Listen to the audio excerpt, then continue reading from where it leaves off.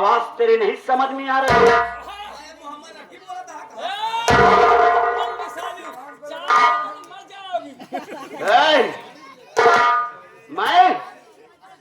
मैं कोई गैर नहीं हूं राम सिंह। मैं तुम्हारा छोटा बेटा पिंटू उर्फ डाकू बदनाम सिंह। आज मुझे हाथ मत लगाना। तेरे जैसे दरिंदे बाप को देख करके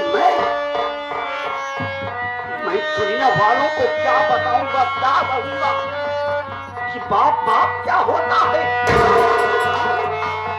बाप हो करके तुझे साले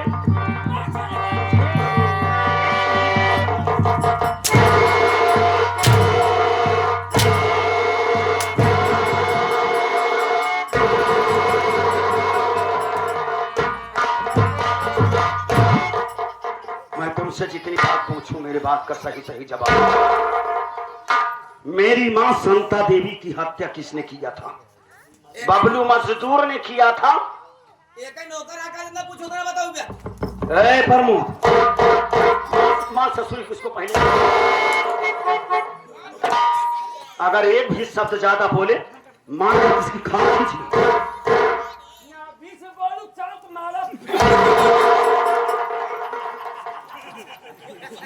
कैसे अनाप शनाप बकता है बे? हाँ तो बोल कि मुंह में बंद डाल करके मारूंगा, सांस नहीं ले पाएगी। हाँ साहब,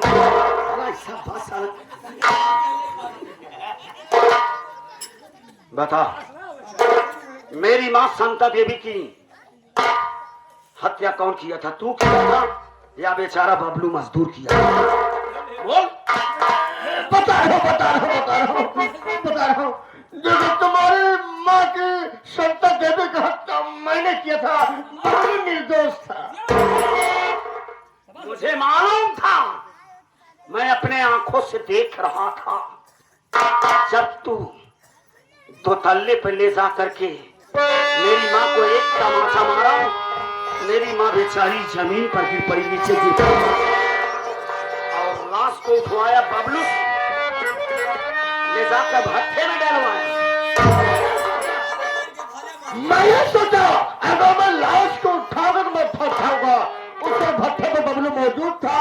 मैं बबलू को बुलाया इसलिए लाश को उठाने के लिए। और तुमने मंगल का खून कौन किया था? डाकू बदनाम बिजमा कौन है? जानता है? बिजमा वही है विनीता भाभी मेरी, बबलू की पत्नी बिजमा है। मैं उल्टा मार मार मार मार, मार। इसे बोल दे कि आज तो ऐसा शब्द मुख से निकाली है, अगर दोबारा ऐसा शब्द मुख से निकाली तो मैं तेरी जुबान खींच लूंगा। क्योंकि तेरे जैसे नालायक औरत बहुत ही ढूंढने पर मिली। नहीं मुन्ना, मौका हमारे साथ में क्या?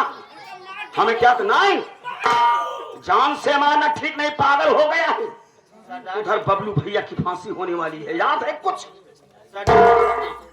ये भट्ठा मालिक है और बुजुर्ग भट्ठा मालकिन बनी है। जिनका हम चिमनिए थोड़ा चिमनी फोड़ना नहीं है मुन्ना, इन दोनों को बांधो और ले चलो अदालत में। राम सिंह, तुझे अदालत में चलना पड़ेगा। तुम दोनों जितना कारनामा किए हो वहां पर साफ साफ बताना पड़ेगा। लेकिन हमका जी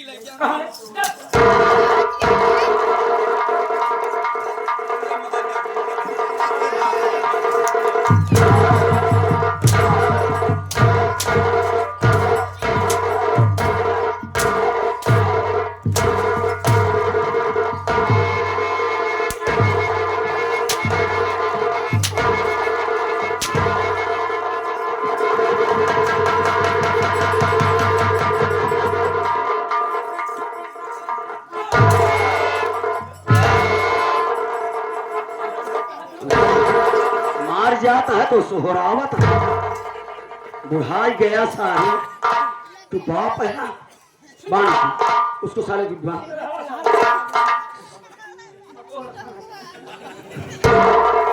सुन कमान यही मार दो, कहाँ से रहूं तू?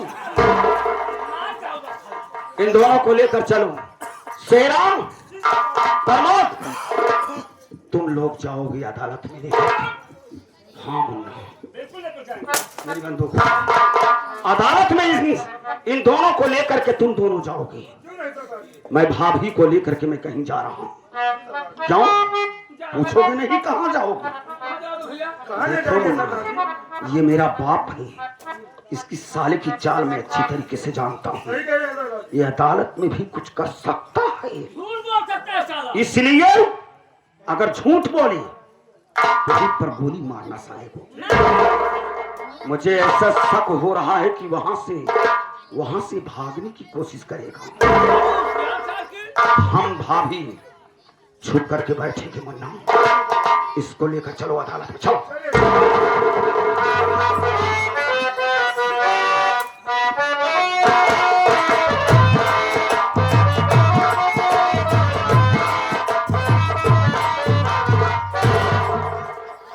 चौकीदार, जो बबलू था ना, आज उसकी फांसी होगी। बहुत लंबा केस साला कर दिया है। एक बार छोड़ दिया था, बच गया था, लेकिन दोबारा अपने आप को साला फंस गया। डबल मर्डर केस चला। एक काम करो, कुर्सी लगाओ, आओ उसको बबलू को लेके आओ। पहले कुर्सी लगाओ।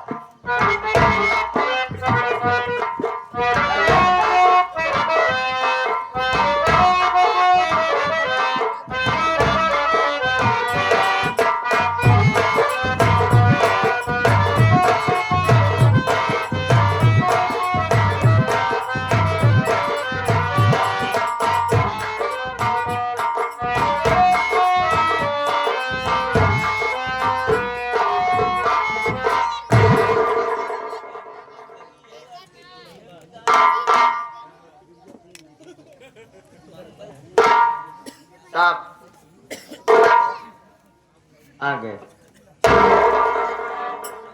बबलू, तुमको पहली बार समझाया था लेकिन तुमने माना नहीं।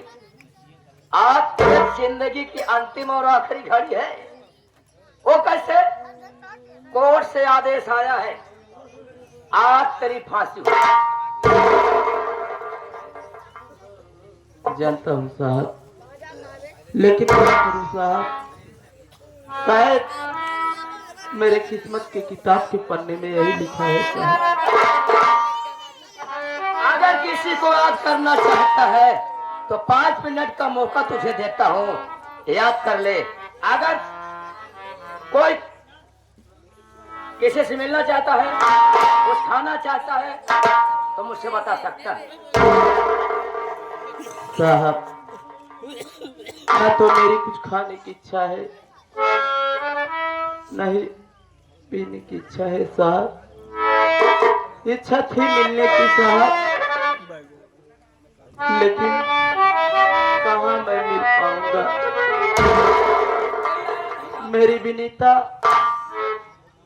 मेरी विनीता तो घर पर मुझे मिली ही नहीं। इतने दिन हो गए, अगर मेरी विनीता होती तो मुझसे जरूर मिलने आती साहब।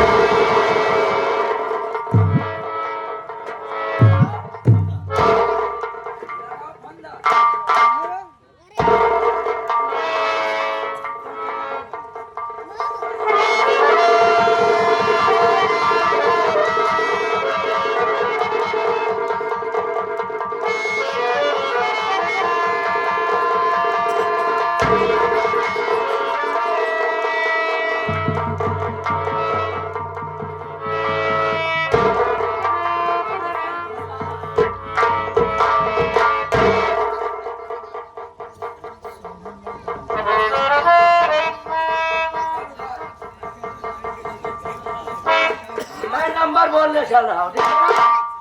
आज साले ढील मत करना, होशियारी से काम करना। फांसी दिया है कभी की नहीं भी, जब से साले नटवा जल्लाद मर गया फांसी देने वाला कोई नहीं है। मुझे मालूम है नटवा जल्लाद के साथ में तू कभी कभी ना ट्रेनिंग किया है, क्या कोई बात नहीं है।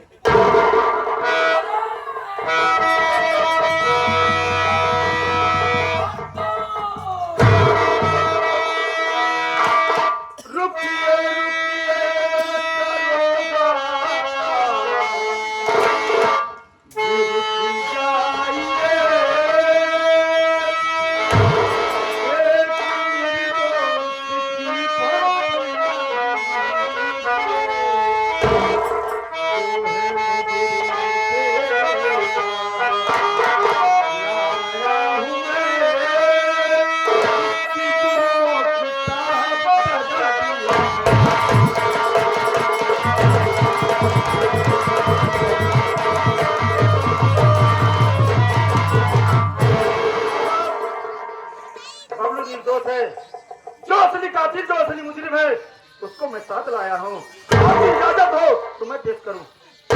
लेकिन तुम कौन हो? मैं डाकू शेरा सिंह। डाकू शेरा सिंह हो? मुजरिम को साथ में लेके आए हो जो दोषी है। सबसे पहले राठौर कानून के शिकंजे में आके जज्बात से बात करता है। राइफल लेके आकर शेरा भाई साहब एक डाकू, यहाँ चलूंगा क्या मैं? चौकीदार वर्मा जी, इसको संभाल कर रखो, उसकी खबर बाद में दूंगा। फंस गया साला भी आकर।